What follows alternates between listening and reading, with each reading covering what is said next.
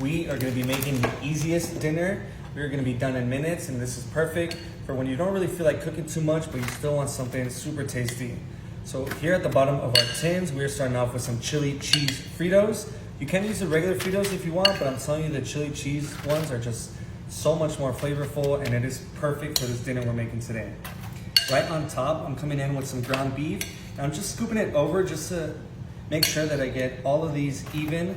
I don't want one with less meat than the others. It's not gonna be fair for whoever eats it. Then for that ground beef, all I did to season was I just used one of the packets of taco seasoning. It's a perfect seasoning, it's like an all-in-one.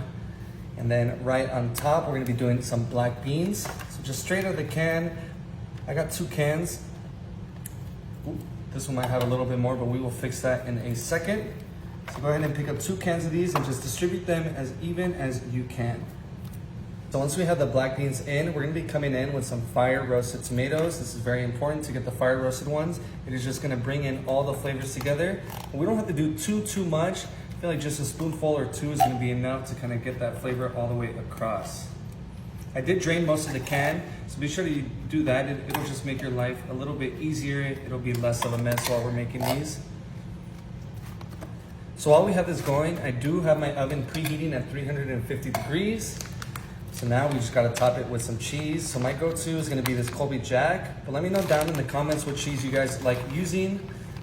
I know with these Frito pies, sometimes you'll use like cheddar, but I feel like the Colby Jack, since it has a mix of the white and the yellow cheese, it just makes it that much tastier.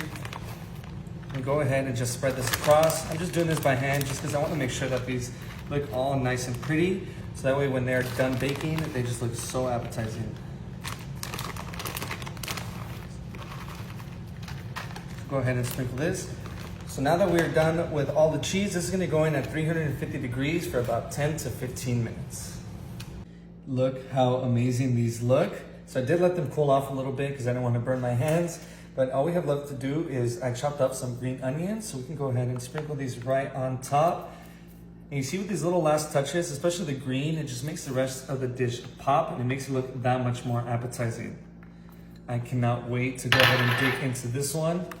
So you can just see we got all the cheese nice and melted. You see the black beans and the fire roasted tomatoes sticking out. Let's go ahead and give it a taste.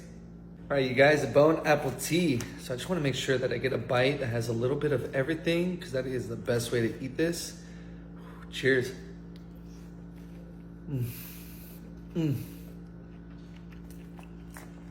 This is one of those meals where I don't know it's so good, but it just works. Enjoy.